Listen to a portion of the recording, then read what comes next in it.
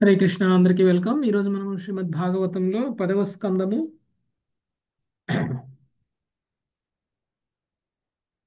60వ అధ్యాయం.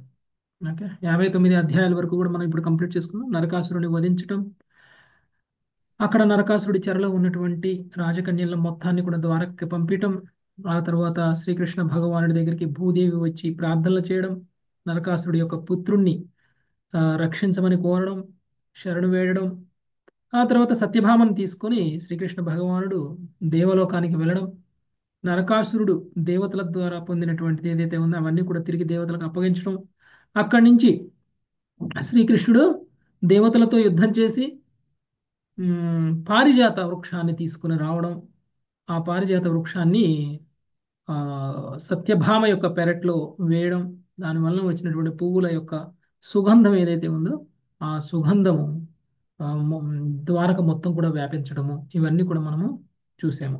Okay, so ఇప్పుడు 60వ అధ్యాయం ఈరోజు చూద్దాము.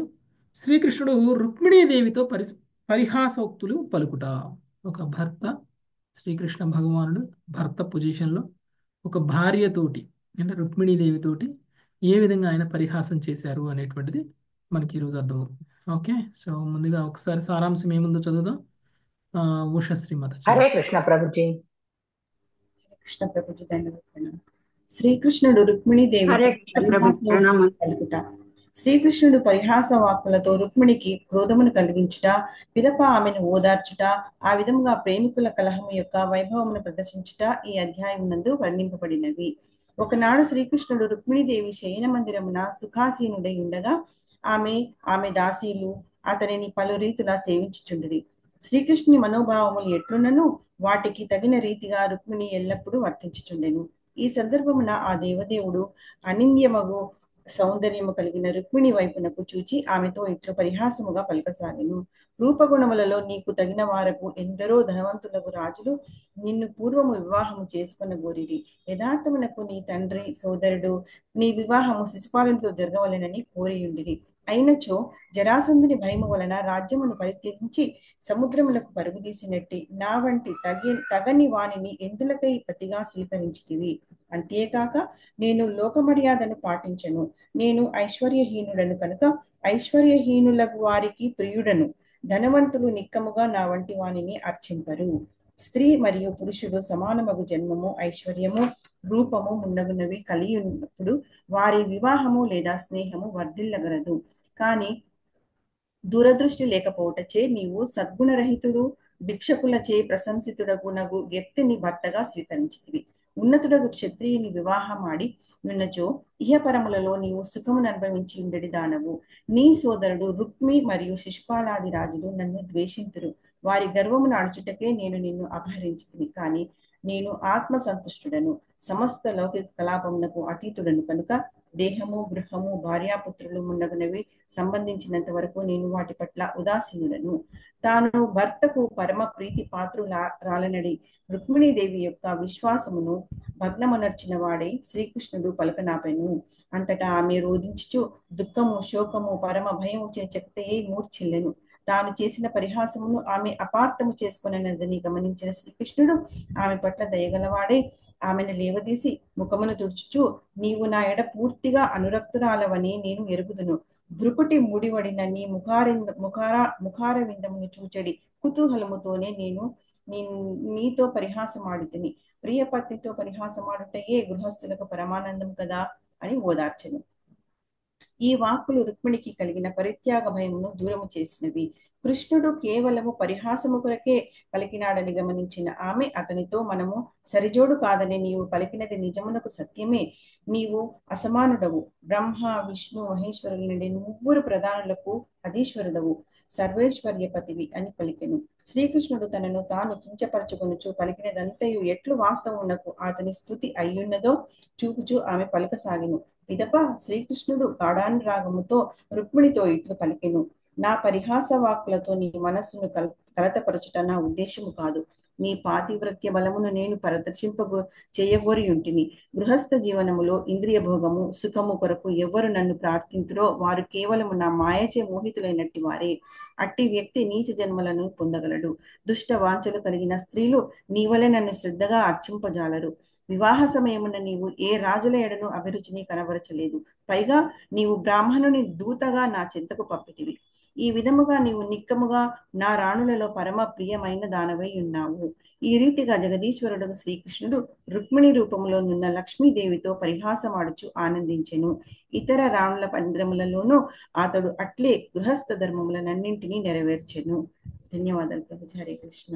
ఓకే, శ్రీకృష్ణ భగవానుడికి రుక్మిణీదేవికి మధ్య జరిగినటువంటి సంభాషణ, దాని వలన రుక్మిణీదేవికి కలిగినటువంటి మిస్అండర్స్టాండింగ్, ఆ తర్వాత శ్రీకృష్ణుడు ఆమెను ఓదార్చడం, ఆ తర్వాత కృష్ణుడు ఎందుకు అలా చేశాడో చెప్పటం. సో ఈ విధంగా వాళ్ళ మధ్య కొంత పరిహాసం అనేటువంటిది జరిగింది. అది ఈరోజు మనం డీటెయిల్డ్గా చూద్దాం. 1వ శ్లోకం శిరీషమతి. శ్రీ బాదరాయణరువాచ శ్రీపాదరాయణ ఉవాచ హరిహిచిత్ సుఖమాసీనం స్వతల్పస్థం జగద్గురుం తర్హిచిత్ సుఖమాసీనం స్వతల్పస్థం జగద్గురుం పతిం పర్యచరద్భైష్మీ వ్యజనేన సఖీజనై. పతిం పర్యచరద్భైష్మీ వ్యజనేన సఖీజనైః. శ్రీ బాదరాయణి పలికెను. ఒకనాడు రుక్మిణీదేవి తన శయ్యపై సుఖాసీనుడై నట్టి జగద్గురుడగు పతికి దాసీజనముతో కూడినదై వీవన వీయుచు స్వయముగా సేవించుచుండెను. భాష్యము. ఈ అధ్యాయమున రుక్మిణీదేవి శ్రీకృష్ణుని వాక్కు అనిడి సానపై పొడి చేయబడిన సుగంధ కర్పూరము వలె ఉండినని శ్రీల విశ్వనాథ చక్రవర్తి ఠాకూర్లు కవితా ధోరణిలో వివరించిరి. అనగా కర్పూరపు బిళ్ళలను సానచెక్కపై పొడి చేసినప్పుడు కర్పూర సుగంధము ప్రకటనపై చందనము శ్రీకృష్ణుని బాహ్యమగు కఠినవాక్కుల ఫలితముగా రుక్మిణీదేవి యొక్క మనోహరమగు సద్గుణములు ప్రకటముగా గలవు. శ్రీకృష్ణుడు జగద్గురు, అతని పతి అయిన కారణమున రుక్మిణీదేవి స్వయముగా అతనిని సేవించుచుండెనని ఆచార్యులు పలికిరి. హరే కృష్ణ. ఓకే, సో బాదరాయణులు వాచ అన్నారంటే ఎవరు బాదరాయణులు? సుఖదేవ గోస్వామి. సుఖదేవ గోస్వామి తెలియజేస్తూ ఉన్నారు. ఒకసారి రుక్మిణీదేవి శయ్య మీద సుఖాసీనుడైనటువంటి శ్రీకృష్ణ భగవానుడికి సేవ చేస్తూ ఉన్నారు. ఎలా చేస్తున్నారు? ఫ్యాన్ విసురుతూ ఉన్నారనమాట. ఓకే, సో విసనకర్ర విసురుతూ ఉన్నారు. సో ఆ విధంగా సేవ చేస్తూ ఉన్నటువంటి సమయంలో శ్రీకృష్ణ భగవానుడు ఆమెతోటి మాట్లాడుతున్నారు. ఆమెతోటి పరిహాసం చేస్తున్నారు. ఎందుకు చేస్తున్నారు ఇలా అని అంటే రుక్మిణీదేవి యొక్క గొప్ప గుణాలను బయటపెట్టడం కోసం. ఓకే, రుక్మిణీదేవిలో ఉన్నటువంటి గుణాలని బయటపెట్టడం కోసం.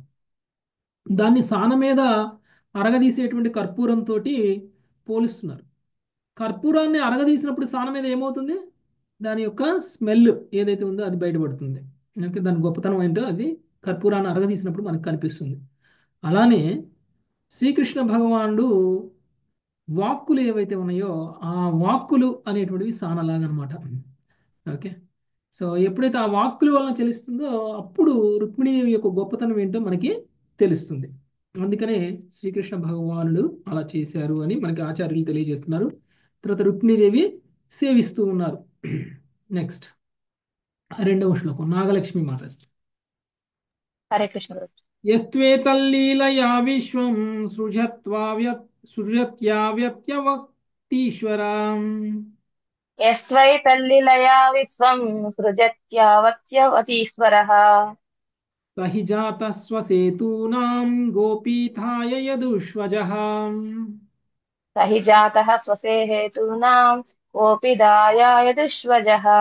లీలగా విశ్వం యొక్క సృష్టి స్థితి లయ కార్యం చేసడి ఈశ్వరుడు అర్జుడు నాకు భగవానుడు తాను ఏర్పరిచినట్టు ధర్మంను పరిరక్షించుటకై ఎదుకులంన జన్మించెను.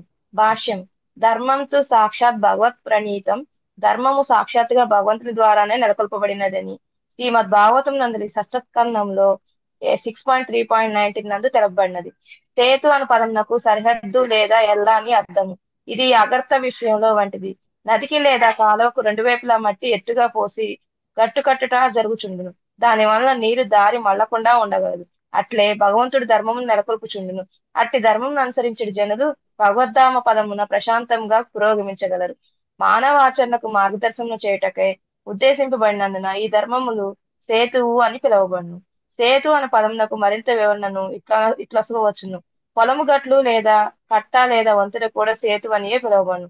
ఈ విధంగా శ్రీమద్ భాగవతం నందరి నవమ స్కందంలో ప్రయోగింపబడిన సేతు అనే పదము లంఘన చేరుటకు శ్రీరాముడు కట్టిన వారధిని సూచించును. భగవన్ నియమములు లేదా భగవద్ధర్మములు వంతెన వలె పనిచేసే మనలను భౌతిక జీవనం నుండి ముక్త ఆధ్యాత్మిక జీవన స్థితికి కొనిపోవును. కనుక సేతు అనే పదమునకు ఈ భావం నిక్కముగా ఇచ్చట సారపూర్ణమవుతున్నది. ఓకే, హరే కృష్ణ. శ్రీకృష్ణ భగవానుడు ఈ విశ్వ సృష్టి స్థితి లయ కారకుడు. ఓకే, విశ్వాన్ని సృష్టించి లయం చేసి పోషించేటువంటి శ్రీకృష్ణ భగవానుడు మామూలుగా ఈ భౌతిక విశ్వంలోకి రావాల్సినటువంటి అవసరం ఏమి లేదు. కానీ ధర్మాన్ని పునఃస్థాపించడం కోసం ఆయన పరిరక్షించడం కోసం ఆయన వస్తారు. అయితే ఈ ధర్మాన్ని పరిరక్షించడం కోసం వచ్చినటువంటి శ్రీకృష్ణ భగవానుడు ఏది చెప్తే అదే ధర్మం, ఏది చెప్తే అదే ధర్మం. ఎందుకంటే భగవంతుడు స్వయంగా ధర్మాన్ని స్థాపించడం కోసమే వస్తారు. యుగ ధర్మాన్ని అంటే భగవంతుడు అనేక అవతారాలుగా వచ్చారు. లీలావతారాలు, పురుషావతారాలు, తర్వాత యుగావతారాలు. ఇలా యుగావతారాలుగా వచ్చినప్పుడు ఏం చేస్తారు కృష్ణుడు అంటే ఆ యుగం యొక్క ధర్మం ఏదైతే ఉందో ఆ ధర్మాన్ని స్థాపించడం.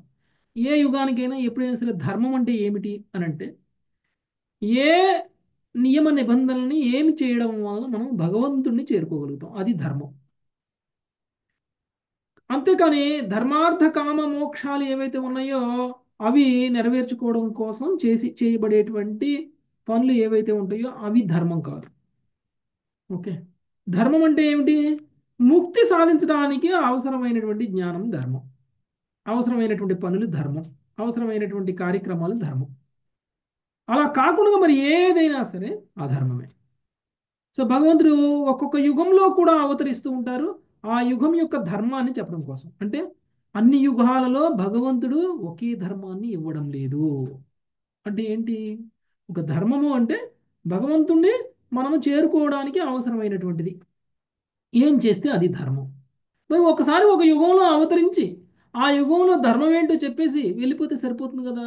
ఆ యుగంలో జనాలందరూ ఆచరించి అవలంబించి నెక్స్ట్ యుగం వాళ్ళకి వాళ్ళు ఒక ఆదర్శప్రాయంగా నిలబడితే నెక్స్ట్ యుగం వాళ్ళు కూడా అదే ధర్మం చేయొచ్చు, ఆ తర్వాత యుగం వాళ్ళు కూడా అదే ధర్మం చేయొచ్చు, కలియుగంలో కూడా మనం అదే ధర్మం చేయొచ్చు కదా. ఎందుకు భగవానుడు ప్రతి యుగంలోనూ అవతారం తీసుకోవాలి ధర్మాన్ని స్థాపించడం కోసం? ధర్మం అనేది ఒక్కొక్క యుగంలో పాదాలు తగ్గుతూ వస్తుంది ప్రభుజీ.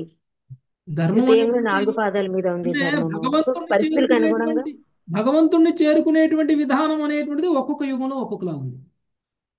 ఆ యుగంలో ఉన్నటువంటి జనుల యొక్క శక్తి సామర్థ్యాలకి అనుగుణంగా, ఆ యుగ పరిస్థితులకి అనుగుణంగా, ఆ యుగంలో ఏది సాధ్యమవుతుందో ఏది అసాధ్యమవుతుందో దానికి అనుగుణంగా భగవంతుడు కొన్ని టైలరింగ్ చేస్తారన్నమాట, కొన్ని రూల్స్ మారుస్తారు. మార్చి ఓకే కలియుగంలో ఇలా చేయండి, ద్వాపర యుగంలో ఇలా చేయండి, త్రేతాయుగంలో ఇలా చేయండి, సత్యయుగంలో ఇలా చేయండి. ఒక్కొక్క యుగానికి ఒక్కొక్క ధర్మాన్ని స్థాపించడానికి రావడం అనేటువంటిది జరుగుతుంది. ఈ యుగ ధర్మాన్ని కలియుగ ధర్మాన్ని స్థాపించడానికి భగవంతుడు ఎలా వచ్చారు? భక్తుడిగా హరే వచ్చారు. కృష్ణ సంగీత ఉద్యమాన్ని చైతన్యం. తీసుకొని చైతన్య వచ్చారు. మహాప్రభువుగా వచ్చారు. ఓకే, ఆ, చైతన్య మహాప్రభువుగా వచ్చి ఏం చేస్తున్నారు? యుగ ధర్మం ఏం చేశారు? నామ నామ సంకీర్తన సంకీర్తన. ఇచ్చారు. అంటే మనము నామ సంకీర్తన ద్వారా మాత్రమే కలియుగంలో ముక్తిని సాధించగలము అనేటువంటిది ధర్మాన్ని స్థాపించి వెళ్ళారు ఆయన. ఓకే, ఇది కలియుగ ధర్మం. హరినామ సంకీర్తన. చైతన్య మహాప్రభు ఏం మంత్రం ఇచ్చారు మనందరికి? హరే హరినామ కృష్ణ సంకీర్తన. హరే హరే కృష్ణ కృష్ణ కృష్ణ కృష్ణ హరే హరే హరే హరే రామ హరే రామ రామ రామ హరే హరే. రామ హరే హరే. ఇది యుగ ధర్మం. ఈ కలియుగంలో భగవంతుణ్ణి పొందాలి అని అంటే, ముక్తి సాధించాలి, సులువుగా సాధించాలి అని అంటే, కష్టం లేకుండా సాధించాలి అని అంటే ఈ హరినామాన్ని సంకీర్తన చేయడం వల్ల మాత్రమే అది సాధ్యమవుతుంది తప్ప వేరే దేని వల్ల సాధ్యం కాదు. ఇదే కలియుగంలో ఉన్నటువంటి ధర్మం. అంతేగాని త్రేతాయుగంలో రాముడు అలా చేశాడు, ద్వాపర యుగంలో కృష్ణుడు అలా చేశాడు, లేకపోతే సత్యయుగంలో ప్రహ్లాదుడు ఇలా చేశాడు, ఇంతమంది ఇన్ని ధర్మాలను స్థాపించారు, వాళ్ళందరూ అది గొప్ప అన్నారు, వాళ్ళు చేసినట్టే మేము చేస్తాం, మీరు చెప్పింది ఎందుకు చేయాలి అని అంటే అది మూర్ఖత్వం అవుతుంది. ఎందుకంటే మంత్రాలు అనేకం ఉన్నాయి. ఏ యుగానికి ఇవ్వబడినటువంటి మంత్రం ఆ యుగానికి ఇవ్వబడింది. కలియుగంలో జనులు ఎలాంటి వాళ్ళు, వాళ్ళకి అపరాధం లేకుండా భక్తిని ఎలా చేయాలో, వాళ్ళు అపరాధం చేయకుండా ఏ విధంగా భక్తిలో పరిపూర్ణతను సాధించి ముక్తి వరకు వెళ్ళగలరో ఆచార్యులు భగవంతుడు తెలుసుకున్నారు కాబట్టి ఆచార్యుల ద్వారా మనకి ఆ యుగ ధర్మాన్ని బోధించడం అనేటువంటిది జరుగుతుంది. దాన్ని మనం స్వీకరించకపోతే మనంత దురదృష్టవంతులు ఉండరు. యుగ ధర్మాన్ని కనుక మనం స్వీకరించకపోతే మనంత దురదృష్టవంతులు ఉండరు. మనం మన జన్మను వృధా చేసుకున్నట్లు అవుతుందన్నమాట. కాబట్టి యుగ ధర్మాన్ని స్థాపించడానికి శ్రీకృష్ణ భగవానుడు అవతరిస్తూ ఉంటారు అనేటువంటి విషయం చెప్పారు. ఇప్పుడు ద్వాపర యుగంలో కూడా శ్రీకృష్ణుడు అవతరించారు. ద్వాపర యుగంలో శ్రీకృష్ణుడు రుక్మిణీదేవిని అందమైనటువంటి ఒక భార్యని పొందారు. ఆమెతోటి సేవలు చేయించుకుంటూ ఉన్నారు. Okay, next Satyavati Mataji. తస్మినంతర్గృహే భ్రాజన్ ముక్తాధామ విలంబన తస్మినంతర్గృహే భ్రాజన్ ముక్తాధామ విలంబినా విరాజితే వితానేన దీపైర్మణిమయైరపి విరాజితే వితానేన దీపైర్మణిమయైరపి మల్లికాధామభిః పుష్పైర్ద్విరే ఫకుల నాధితే మల్లికాదామభిపుష్పై ద్విరే ఫకులనాదితే జాలరంధ్ర ప్రవిష్టైశ్చ గోభిశ్చంద్రమసోమలై జాలరంధ్ర ప్రవిష్టైశ్చ గోపిశ్చంద్రమసోమలైః పారిజాతవనామోధా వాయునోధ్యానశాలినా పారిజాతవనామోదా వాయునోధ్యానశాలినా ధూపైరగురుజైరాజన్ జాలరంధ్ర వినిర్ఘతై దూపైరగురుచై రాజన్ జాలరంధ్ర వినిర్గతైః హయఫేన నిభే శుభ్రే పర్యంకే శశిభూత్తమే భయఫేన నిభే శుభ్రే పర్యంకే కసిపూత్తమే ఉపతస్తే సుఖాసీనం జగతామీశ్వరం పతిం ఉపతస్తే సుఖాసీనం జగతామీశ్వరం పతిం. రుక్మిణీదేవి అంతఃపురము దేదీప్యమానమగు ముత్యాలమాలతో తేలాడుచున్నట్టి మేలుకట్టు పందిరితోనూ మణిమయ దీపములతోనూ అత్యంత రమణీయంగా ఉండెను. మల్లికాది పుష్పహారములు అచటచట వేలాడి తీయబడి ఉండి భ్రమలముల గుంపును ఆకర్షించుచుండెను. గవాక్ష రంధ్రముల గుండా అమల చంద్రకిరణములు ప్రసరించుచుండెను. రాజా గవాక్ష రంధ్రముల ద్వారా అగరుగంధము బయటకు వ్యాపించగా పారిజాత సుగంధమయుతమగు వాయువు వీచుచు మందిరము లోపల ఉద్యానవన వాతావరణమును తయారు చేసెను. జగదీశ్వరుడుకు తన పతి పాలనురుగు వలె తెల్లనిది మృదువైనది నాకు తన పర్యంకంపై తలగడ నానుకొని కూర్చునగా రుక్మిణి దేవతని అతడు సేవించుచుండు. ప్రపదుల వారి భాష్యము. రుక్మిణీదేవి మందిరము నేటి వల్ల ఆనాడును మిగుల సుప్రసిద్ధమైనని శ్రీధర స్వామి వ్యాఖ్యానించారు. ఈ వర్ణనను దాని ఐశ్వర్యముల గురించి తెలియచేయగలవు. ఈ శ్లోకంలో అమలై అనే పదమునకు శ్రీల విశ్వనాథ చక్రవర్తి ఠాకూర్లు అరుణయ్యను పాఠాంతరంలో చెప్పిరి. ఈ లీల జరిగే సమయంలో చంద్రుడు అప్పుడే ఉదయించిన వాడై అంతఃపురం అంతటి అందమైన అరుణవర్ణ చంద్రకాంతితో తడిపినని ఇది సూచించును. హరే కృష్ణ ప్రభు, ధన్యవాదాలు. ఓకే, చాలా అద్భుతమైనటువంటి వాతావరణం. సో ఏ విధంగా అయితే ఒక వనంలో కూర్చుంటే ఎలా ఉంటుందో అలా ఉంది అనమాట వాతావరణం. ఈ యొక్క మందిరంలో ఉన్నటువంటి వాతావరణం కూడా ఉద్యానవనంలో ఉన్నటువంటి వాతావరణం అనేటువంటిది ఉందన్నమాట. సో అక్కడక్కడ సుగంధమయమైనటువంటి పుష్పాలతో తయారు చేయబడినటువంటి మాలల్ని వేలాడతీసి ఉంచారు. భ్రమరాలు గుంపులు గుంపులుగా ఆ మాలల్ని ఆకర్షిస్తూ ఉన్నాయి. సో అక్కడ మంచిగా అగరవత్తులు, ఓకే, ఈ పుష్పాల యొక్క స్మెల్ మొత్తం కూడా వ్యాపించి ఉంది. సో చంద్రకిరణాలు కూడా అక్కడ ఉన్నటువంటి కిటికీలు ఉంటాయి చూసారా, కిటికీలలో నుంచి వెలుతురు లోపలికి పడుతూ ఉందన్నమాట. సో అలాంటి ఒక వాతావరణంలో శ్రీకృష్ణ భగవానుడు ఒక మ్, దివాన్ కాట్ మీద కూర్చొని ఉన్నారు. ఓకే. సో సేవింపబడుతూ ఉన్నారు ఒక దివాన్ కాట్ మీద. సో మృదువైనది అగు తన పర్యంకమునకై తలగడను ఆనుకొని కూర్చునగా రుక్మిణీదేవి అతడు సేవించుచుండెను. ఓకే. ఓకే, నెక్స్ట్ 7వ శ్లోకం. నరసింహరావు ప్రభుజీ. హరే కృష్ణ వాలవ్యజనమాధాయ ప్రభు. రత్నదండం సకీకరాత్ వాలవ్యజనమాదాయ రత్నదండం సతీకరాత్ తేన వీజయతి దేవీ ఉపాసం చక్రైశ్వరం. తేన విజయతి దేవి ఉపాసాం చక్ర ఈశ్వరాం. రుక్మిణీదేవి తన సఖి హస్తములలోని రత్నదండ యుతమగు చామరమును తీసుకొని వీసుతూ పతిని సేవింపదొరిగెను. హరే కృష్ణ ప్రభు. ధన్యవాదాలు. ఓకే.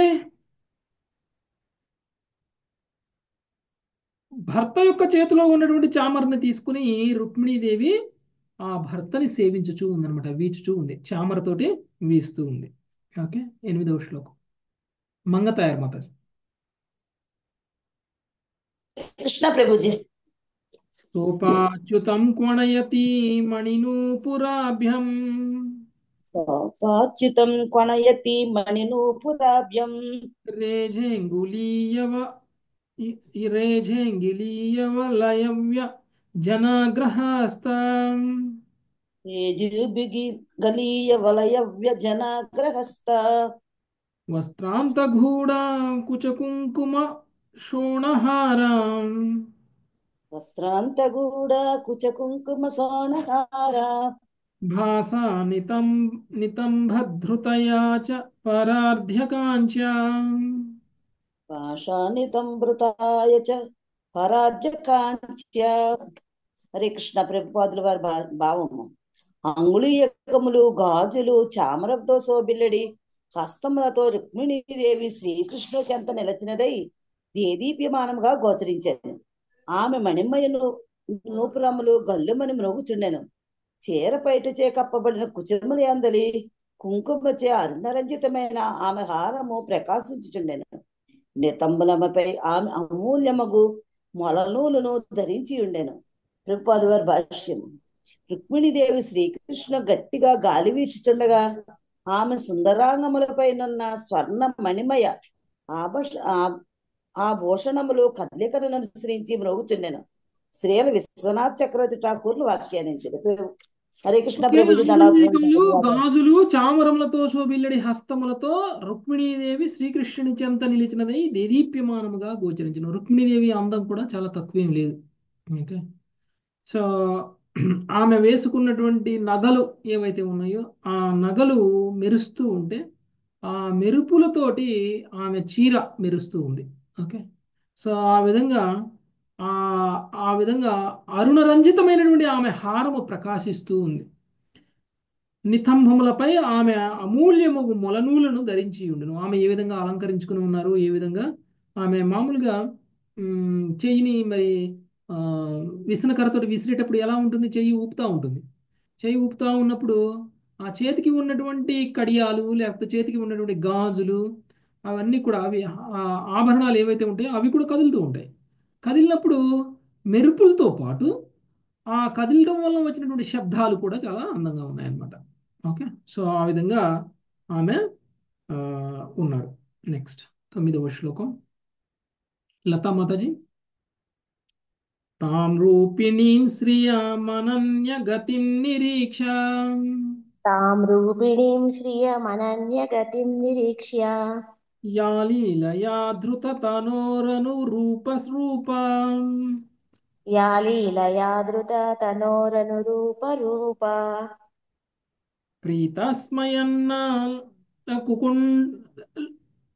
ప్రీతస్మయన్నలకుండల నిష్కంఠం ప్రీతస్మయన్నాలకకుండల నిష్కంఠ వక్త్రోల్లసత్మీత్ సుధాం హరిరాభభాషే వక్త్రోల్లసతి స్మర్త సుధాం హరిరాభాషే. హరే కృష్ణ ప్రభుజీ. స్వయంగా లక్ష్మీదేవియును కేవలము తననే వాంఛించునదియును అగు రుక్మిణీదేవి గురించి తలచుచు శ్రీకృష్ణుడు మందహాసం చేసెను. భగవానుడు లీలలను కావించుట కొరకు పలు రూపములను ధరించుచుండును.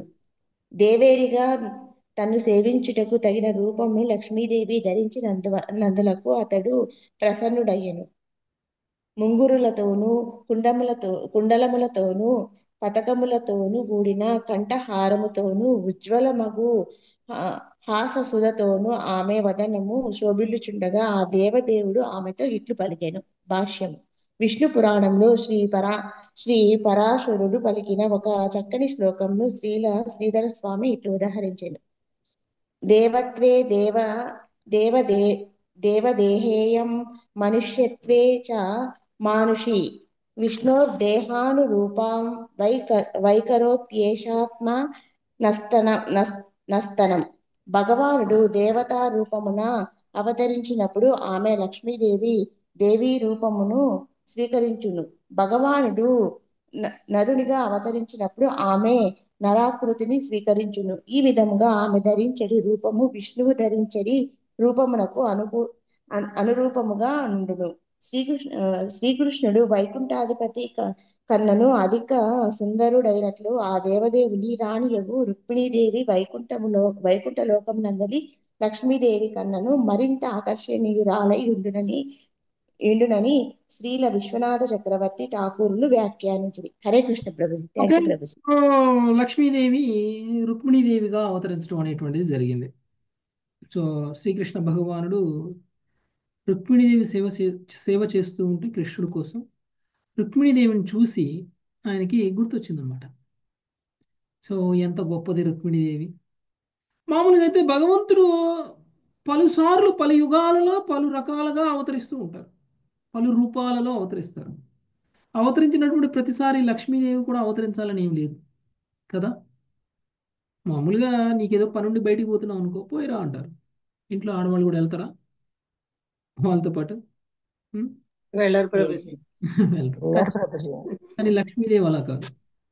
నేను ఇప్పుడే వస్తాను ఉండు, నేను వెళ్ళొస్తాను, నేను ఒక అవతారం తీసుకొని వచ్చేస్తాను అంటే లక్ష్మీదేవి నేను కూడా వస్తాను పదండి అంటది. మీతో పాటు నేను కూడా వస్తాను పదండి అంటది అనమాట. సో భగవంతుడు ఎన్నిసార్లు ఎన్ని అవతారాలు తీసుకున్నా కానీ లక్ష్మీదేవి భగవంతుడి యొక్క అవతారానికి అనుగుణంగా ఆమె కూడా రూపం మార్చేసుకొని వెళ్ళిపోతుంది. ఓకే, ఒక మనిషిగా అవతరిస్తే ఒక సాధారణమైనటువంటి స్త్రీగా ఆమె కూడా అవతరిస్తుంది, ఎందుకంటే భగవంతుడికి సేవ చేసుకోవడం కోసం. ఇప్పుడు కృష్ణుడు ఒక రాజుగా అవతరించారు. సో ఆ రాజుకి తగినటువంటి రాణిగా రుక్మిణీదేవిగా అవతరించడం అనేటువంటిది జరిగింది. అంటే భగవంతుడి యొక్క అవతారానికి తగినట్లు ఆమె కూడా రూపం మార్చుకొని రావడం అనేటువంటిది జరుగుతుంది. ఇది చాలా గొప్ప విషయం. సో ఒక భర్తగా శ్రీకృష్ణ భగవానుడు చాలా ప్రసన్నం అయిపోయారు రుక్మిణీదేవి యొక్క సేవకి. ఇన్నిసార్లు అవతరిస్తే ఇన్నిసార్లు ఆమె కూడా వస్తుంది, పాపం ఎంత కష్టపడుతుంది అని చెప్పేసి ఆయన కోసం ప్రేమతోటి ఆయన్ని సేవించుకోవాలని లక్ష్మీదేవి అలా రావడము అనేటువంటి కృష్ణుడికి ఒక్కసారిగా మనసుకి ప్రసన్నత కలిగిందనమాట. సో ఆమె యొక్క ఈ గొప్పతనాన్ని బయటపెట్టడం కోసం ఆమెతోటి ఇప్పుడు పరిహాసం చేయాలి అని అనుకున్నారు. సో దాంట్లో భాగంగా ఇప్పుడు శ్రీకృష్ణ భగవానుడు రుక్మిణీదేవితో మాట్లాడబోతున్నారు. అంటే బయటికి ఏం మాట్లాడతారో మనసులో భావం కూడా అదే ఉంటుందని ఏం లేదు. కాబట్టి బయటికి ఏదైనా మాట్లాడితే ఆ మాట్లాడిన దాన్ని బట్టి మనం అపార్థం చేసుకోకూడదు. కొంతమంది మాట్లాడితే కొన్ని ఉద్దేశాలతో మాట్లాడతారు, వాళ్ళ ఉద్దేశం ఏమిటి అనేటువంటిది గమనించాలి. అంతేకాని మాట సేమ్ ఉండొచ్చు, ఉద్దేశాలు వేరుగా ఉండొచ్చు. కాబట్టి కృష్ణుడు మాట్లాడబోతున్నటువంటి మాట యొక్క ఉద్దేశం వేరుగా ఉంటుంది. అది అపార్థం చేసుకుంటే అలుగుతారు, అదే అర్థం చేసుకుంటే ఆనందపడతారు. సో రుక్మిణీదేవి అయితే మనందరికీ లీలగా చూపించడం కోసం కృష్ణుడిని అపార్థం చేసుకోవడం జరుగుతుంది. సో కృష్ణుడు ఏం మాట్లాడారు, ఎందుకు రుక్మిణీదేవి అపార్థం చేసుకుంది, సో మళ్ళీ కృష్ణుడు ఆమెను ఎలా ఓదార్చారు అనేటువంటి విషయం మనం రేపు చూద్దాం మాతాజీ. Okay, thank you very much. Hare Krishna. వంచాకల్పతరుభ్యశ్చ కృపా సింధు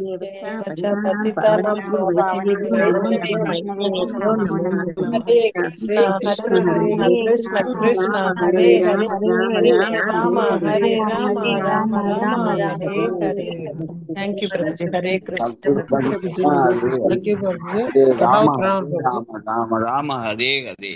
हरे कृष्ण प्रभु जी।